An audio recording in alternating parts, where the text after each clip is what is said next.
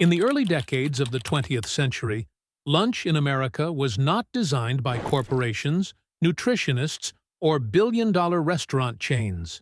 It was built in cramped kitchens, factory break rooms, railroad depots, church basements, and mining towns where people worked until their backs ached and their hands split open from labor. Sandwiches were not trendy creations stacked for social media photographs. They were survival. They carried coal miners through freezing mornings underground, fed steel workers before sunrise shifts, and gave school children enough energy to make it through long days in overcrowded classrooms.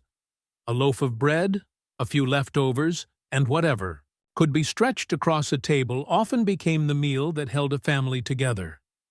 Many of these sandwiches cost only a few cents to make, yet they carried generations through war, depression, and economic collapse. Today, most of them have disappeared from menus entirely, replaced by standardized fast food designed for speed instead of soul. But these forgotten sandwiches once defined how America ate. The bean sandwich was one of the harshest symbols of the Great Depression, a meal born from necessity during years when millions of Americans struggled simply to survive. Mothers spread leftover baked beans onto slices of white bread and flattened the sandwich so children could carry it easily to school, or fathers could tuck it into a coat pocket before work. The sweetness of molasses mixed with the soft bread, creating a cheap lunch that filled empty stomachs for hours. Families across Appalachia, Oklahoma, and the Dust Bowl depended on meals like this because meat was often impossible to afford. Children ate these sandwiches cold in schoolyards, while workers standing on WPA construction projects ate them quickly during short breaks. Nobody bragged about bean sandwiches because they represented poverty, sacrifice, and survival. Yet, for countless families, that humble combination of bread and beans kept hunger away during America's darkest economic years. When prosperity finally returned after World War II, many families abandoned the sandwich completely because it reminded them too much of struggle and hardship they desperately wanted to forget forever. The olive and cream cheese sandwich became one of the defining foods of middle-class America during the first half of the 20th century. It appeared at church socials, bridge clubs, tea parties, funeral gatherings, and neighborhood celebrations from the 1920s through the 1960s. Women mixed cream cheese with chopped green olives and spread the mixture onto soft white bread before cutting the sandwiches into delicate triangles without crusts. The salty bite of the olives blended with the rich cream cheese in a way that felt sophisticated and comforting at the same time. Recipes appeared in magazines like Ladies' Home Journal, and nearly every household developed its own variation. Some families added walnuts, while others preferred pimento olives for extra color. The sandwich was affordable enough to feed large gatherings without costing much, making it perfect for communities built around hospitality and shared meals. As national restaurant chains expanded across America, regional homemade foods slowly disappeared from public. The olive and cream cheese sandwich survived mostly in memories because America increasingly viewed homemade simplicity as old-fashioned rather than meaningful and elegant. Few sandwiches captured working-class America better than the fried bologna sandwich. In mill towns, farming communities, and industrial neighborhoods, mothers fried thick slices of bologna in cast-iron skillets until the edges curled and crisped. The sizzling meat was then placed onto soft white bread with mustard and often topped with a slice of American cheese. It was inexpensive, filling, and deeply satisfying. During the 1950s, bologna was among the cheapest meats available, making it essential for families living paycheck to paycheck. Children loved fighting over the crispy edges, while fathers often stood at the kitchen counter eating 2 sandwiches before dinner even. The smell of frying bologna drifting through the house became part of ordinary American life. As fast food chains exploded across the country, hamburgers replaced fried bologna as the image of the proper American working man.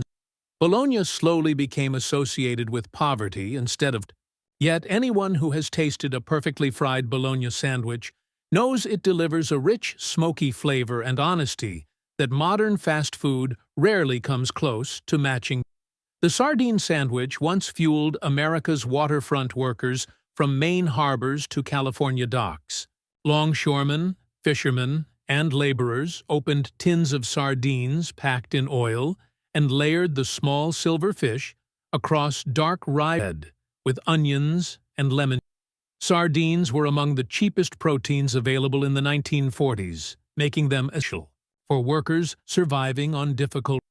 The oil soaked into bread, creating a rich, savory meal that could sustain exhausting 12-hour shifts. The smell was strong enough to clear them, but nobody on the docks cared because flavor mattered more than it was. Sardine sandwiches represented a generation of Americans who valued practicality and nourishment over trends or social acceptance. By the 1970s, however, sardines had become the subject of jokes, and tuna replaced them on lunch menus.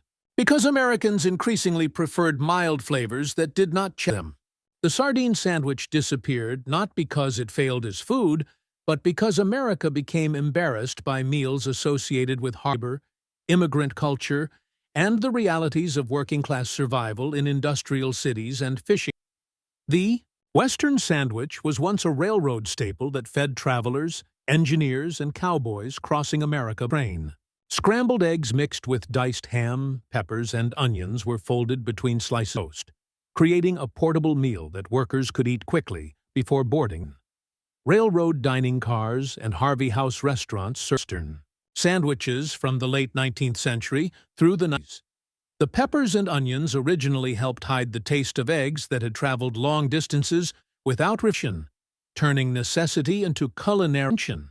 By the middle of the 20th century, diners across the Midwest featured Western sandwiches prominently on breakfast menus. But when chain restaurants like IHOP and Denny's standardized breakfast culture, the Western sandwich evolved into the Western omelet served on plates and bread.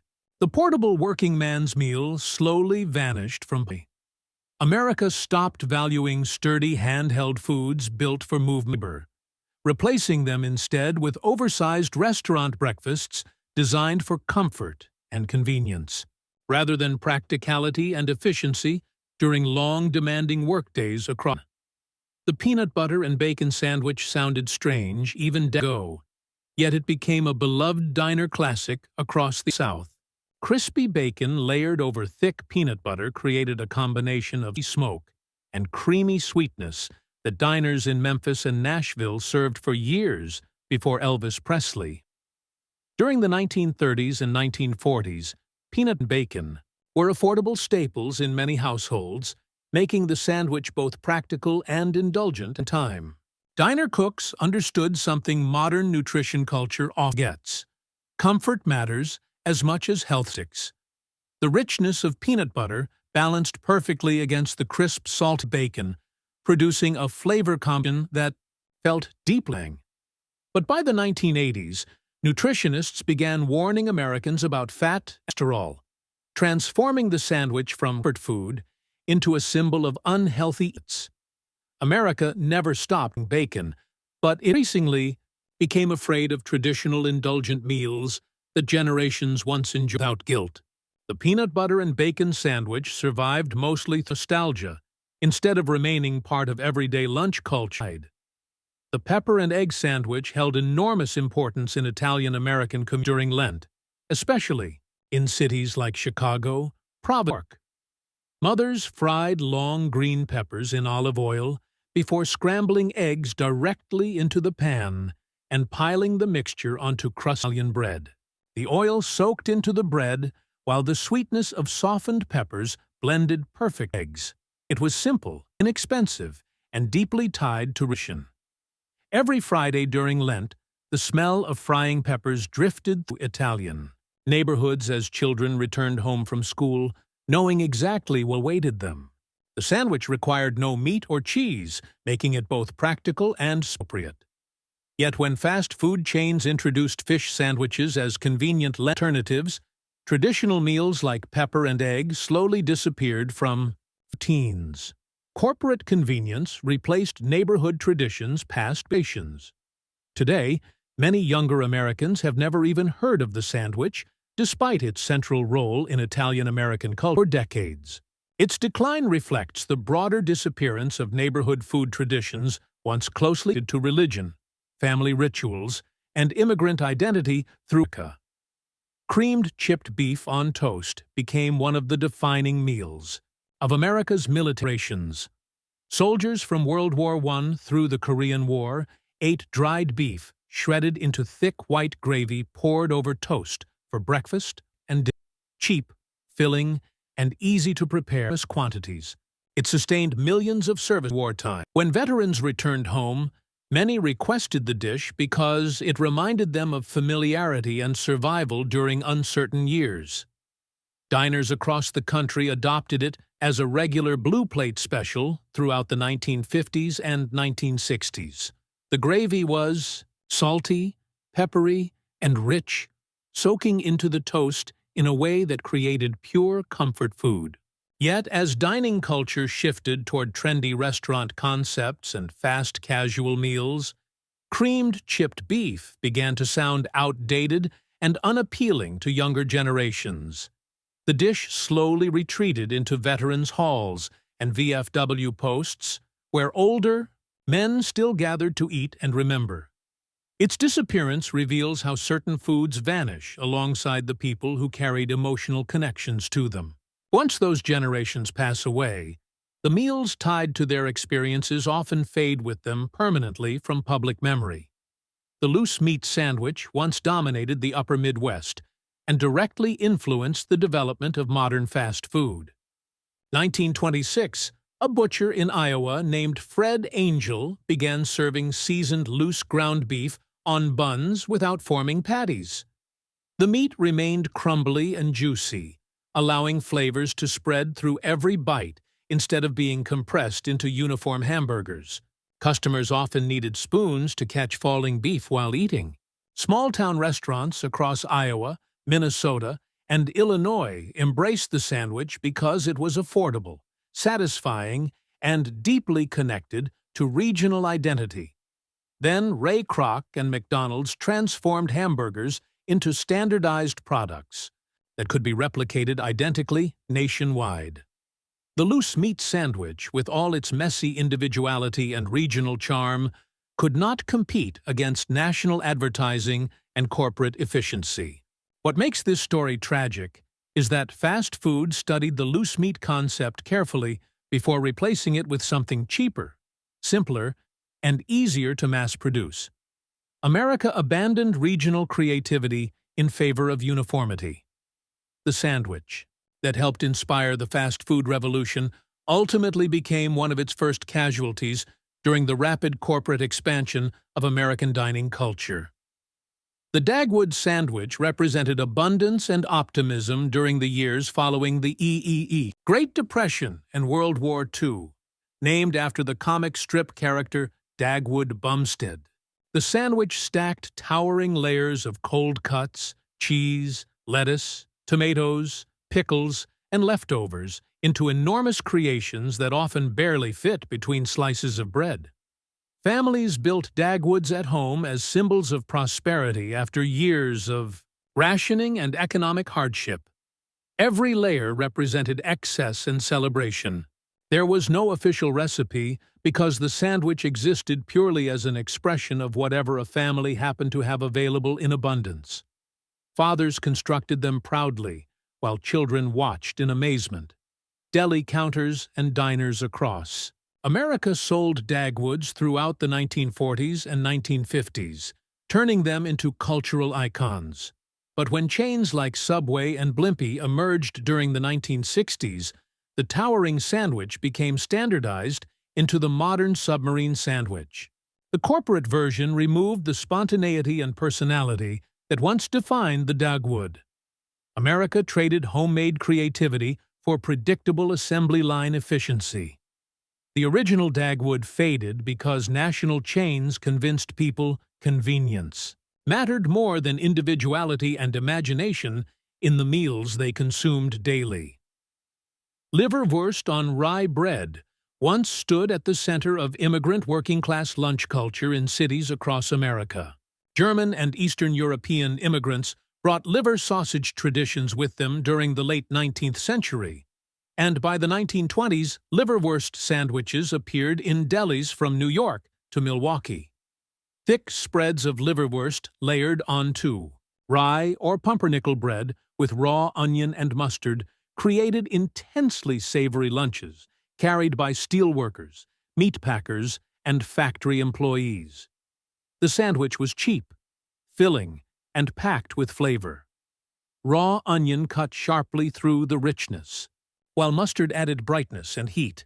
But as American tastes shifted toward milder and more standardized foods during the post-war decades, liverwurst slowly became associated with ethnic traditions rather than mainstream culture. Younger generations raised on processed meats, and fast food lost interest in strong flavors connected to immigrant history. Even the supermarket versions that survived became pale imitations of traditional recipes. Today, authentic liverwurst sandwiches exist mostly in old delis and fading neighborhood traditions.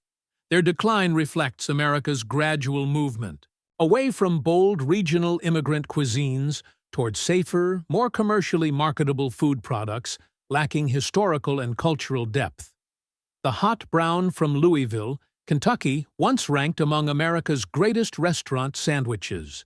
Created at the Brown Hotel in 1926, it featured carved turkey layered over toast, covered in rich Mornay cheese sauce, topped with bacon and tomatoes, then broiled until bubbling golden brown. Originally designed as a late-night meal for guests. Leaving ballroom dances, the hot brown quickly spread across Kentucky restaurants during the mid-20th century.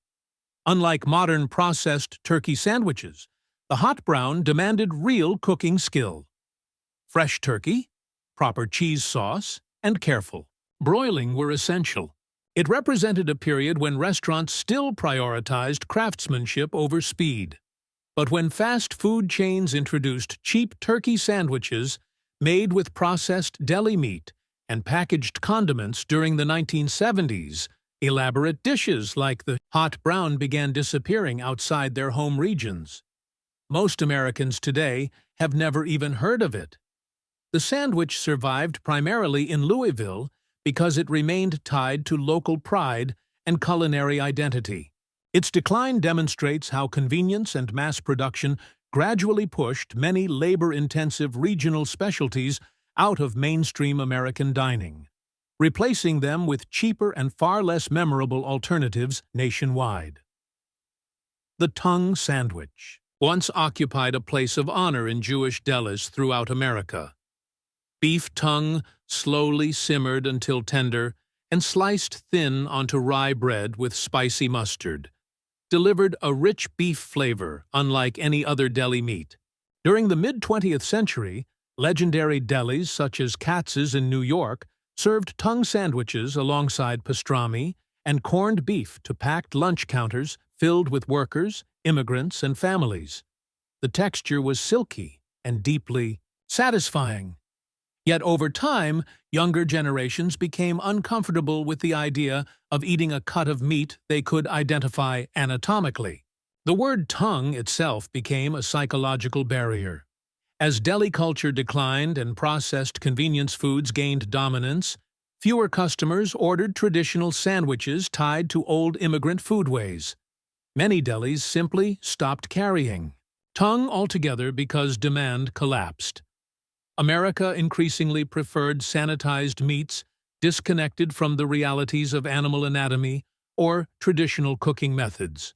The disappearance of the tongue sandwich reflects more than changing taste.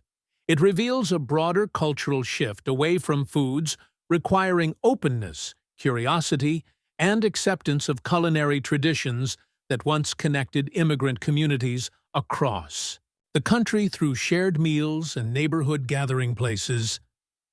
The horseshoe sandwich remains one of the Midwest's most extraordinary hidden food traditions. Invented in Springfield, Illinois in 1928, it begins with thick toasted bread topped with meat, buried under Welsh rarebit cheese sauce, and covered with a mountain of French fries.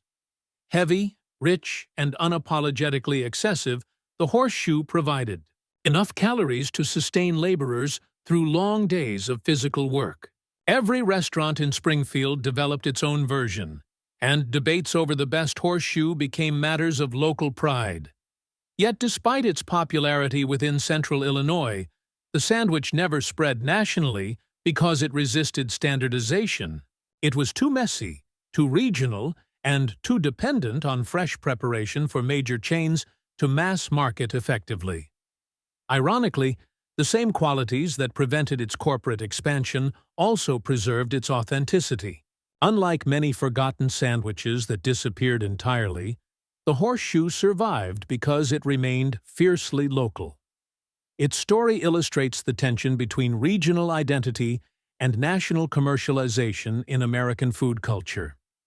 Some meals survive precisely because they refuse to become products designed for mass distribution. The horseshoe remains a reminder that not every great American food needs corporate approval to matter historically or culturally. Deviled ham sandwiches once filled school lunchboxes, picnic baskets, and factory lunch pails across America. Underwood. Deviled ham, sold in small cans with a devil logo, became one of the country's most recognizable food products during the 20th century. Mothers spread the spicy ham mixture onto white bread, sometimes adding mustard or lettuce, creating inexpensive lunches for children and workers alike. The flavor was salty, peppery, and unmistakably tied to mid-century American kitchens. But when prepackaged convenience foods aimed directly at children emerged during the 1980s, traditional homemade lunches rapidly declined. Products like Lunchables transformed lunch into a heavily marketed consumer experience rather than something families prepared themselves. Children increasingly preferred brightly packaged snacks over sandwiches connected to grandparents and homemade routines. Deviled ham did not simply lose popularity naturally. It was actively displaced by corporate advertising campaigns targeting younger generations. The sandwich symbolized a time when lunch came from the family kitchen instead of factory-designed packaging. Its disappearance reflects the larger transformation of American eating habits from homemade practicality toward highly processed convenience foods engineered specifically for mass marketing and consumer branding rather than nourishment or cultural continuity. The St. Paul sandwich stands among the strangest and most uniquely American foods ever created. Invented in Chinese-American restaurants in St. Louis during the 1930s, it featured an egg foo young patty served between slices of white bread with lettuce, tomato, pickles, and mayonnaise. The sandwich represented a remarkable fusion of immigrant cooking traditions and local American tastes. Cheap and filling, it became a favorite among working-class residents throughout the city. The crispy egg patty combined with soft bread and creamy mayonnaise in ways that sounded unusual but tasted deeply satisfying.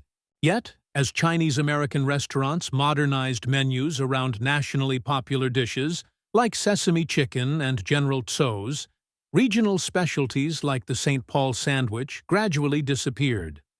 It survived only in a handful of local establishments. The sandwich represents an era when immigrant cooks adapted creatively to local communities instead of conforming to standardized national expectations. Its decline mirrors the broader disappearance of regional Chinese-American cuisine across the country.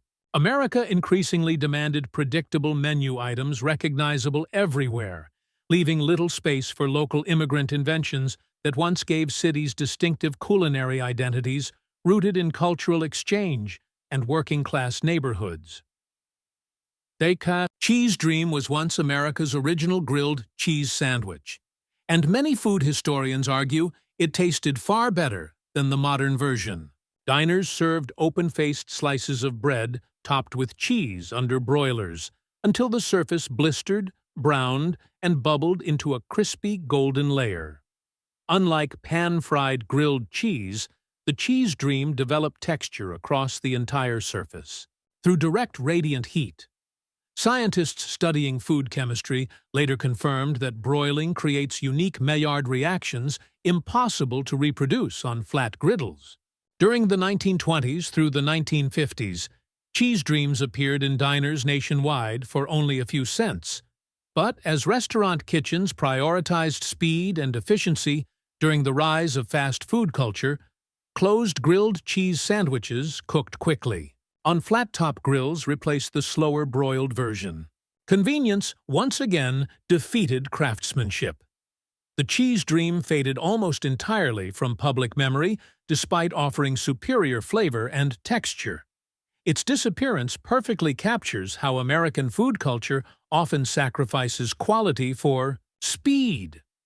Half the forgotten sandwiches in American history vanished not because they tasted worse, but because they required more time, labor, or attention than increasingly industrialized kitchens wanted to provide consistently anymore.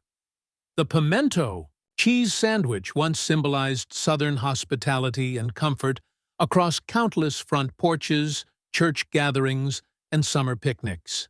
Homemade mixtures of sharp cheddar cheese, roasted pimentos, mayonnaise, and spices spread onto soft white bread became staples throughout the American South during the mid-20th century. Every family claimed their recipe was best. Some added cayenne pepper, while others blended in cream cheese for smoother texture. The sandwich represented community and homemade tradition rather than commercial food production.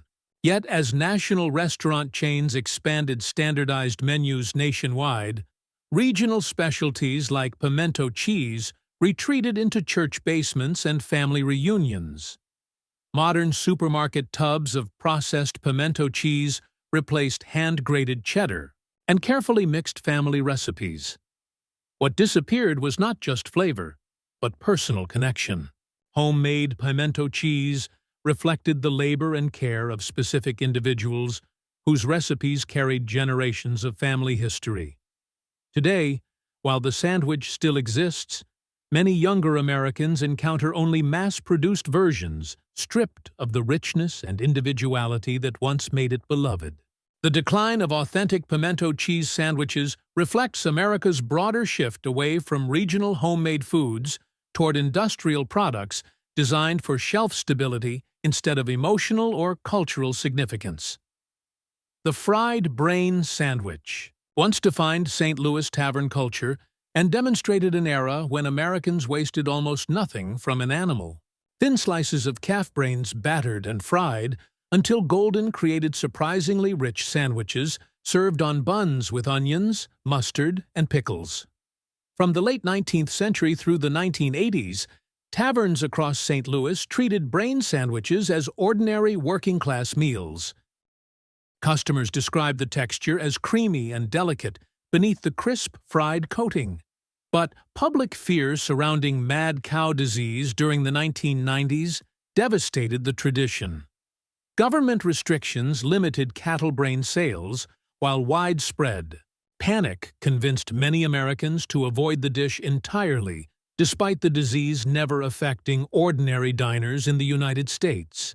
A few places switched to pork brains, but the original calf brain sandwich largely vanished forever.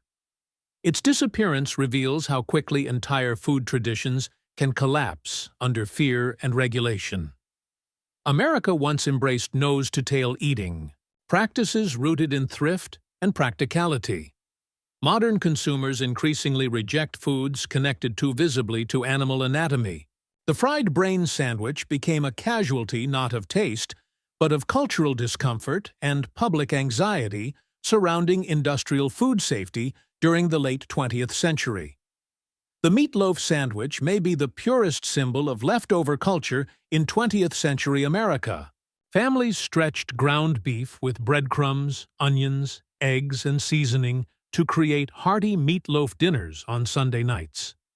The next day, cold slices went between white bread with ketchup, becoming lunch for fathers heading to factories, and children carrying paper lunch bags to school. The sandwich represented thrift, practicality, and the belief that food should never be wasted. Cold meatloaf held together perfectly on bread, while the ketchup glaze added sweetness, balancing the dense, savory flavor. For decades, this simple sandwich remained common in homes nationwide. But the rise of cheap fast food during the late 20th century fundamentally changed American attitudes toward leftovers. Why eat yesterday's dinner cold when a hot hamburger could be purchased instantly for under $1? That question reshaped the country's entire relationship with food. The meatloaf sandwich declined because America stopped viewing thrift and reuse as virtues. Fast food encouraged constant consumption instead of resourcefulness. In losing the meatloaf sandwich, America lost part of a broader culture built around stretching ingredients, respecting leftovers, and finding comfort in simple familiar meals made from yesterday's supper.